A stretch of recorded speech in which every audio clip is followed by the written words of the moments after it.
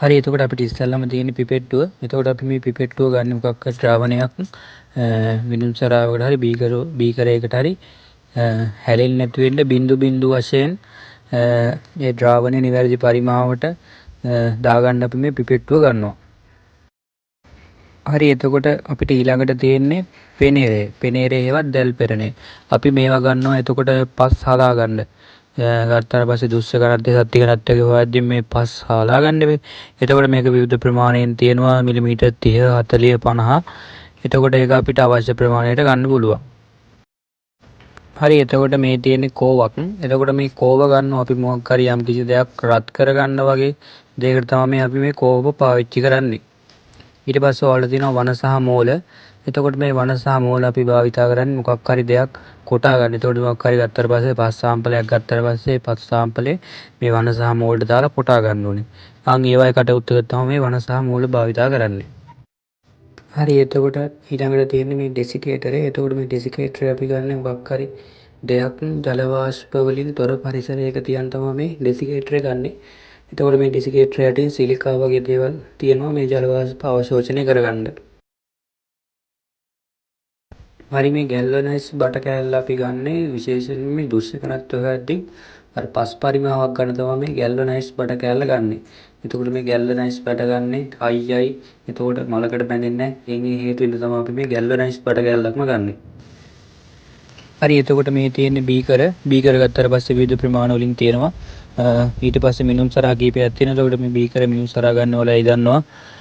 මොකක් හරි පරිමාවක් මැනගන්න තමයි අපි මේ බීකරයි මිනුම් සරයි ගන්නෙ.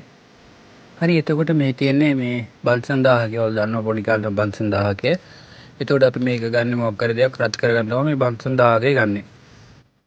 එතකොට ඔයාලට මේ ඊළඟට තියෙන්නේ මේ රූපේ හයිඩ්‍රජන් පෙරොක්සයිඩ්.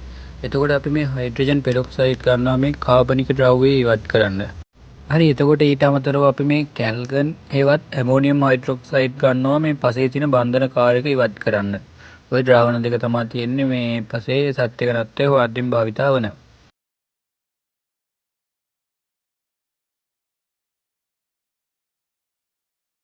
හරි එතකොට මේ තියෙන පාංශු වයන ත්‍රිකෝණය. අපි මේ පාංශු වයන ත්‍රිකෝණය භාවිතා කරන්නේ පසේ වයනය සෙවීම සඳහා. මීට අමතරව අපි භාවිතා කරන තව සටහනක් තියෙනවා මන්සල් වර්ණ සටහන කියලා සටහනක්. එතකොට අපි ඒක පාවිච්චි කරන්නේ පසේ වර්ණය හොයන්න.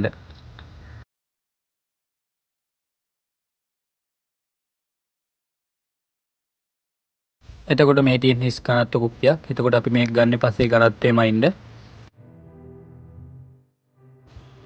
එතකොට මේ තියෙන ඉලෙක්ට්‍රොනික තරාදියක්. එතකොට මේ ඉලෙක්ට්‍රොනික තරාදි විවිධ බර මට්ටම් වලින් බර පන්ති වලින් තියෙනවා. මොනවා හරි දෙයක් මැනගන්න තමයි මේ ඉලෙක්ට්‍රොනික තරාදි භාවිතා කරන්නේ.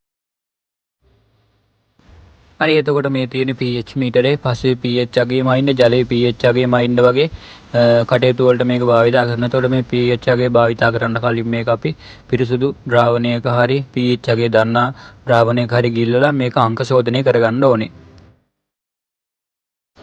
එතකොට මේ තියෙන EC මීටරේ අපි මේ EC මීටරේ ගන්න මොකක් හරි පසක විද්‍යුත් සන්නායකතාව හොයන්න හරි ජලයේ විද්‍යුත් සන්නායකතාව හොයන්න එතකොට ලවණතාව හොයන්න වගේ ඔක්කොටම මේ EC මීටරේ භාවිතා කරනවා.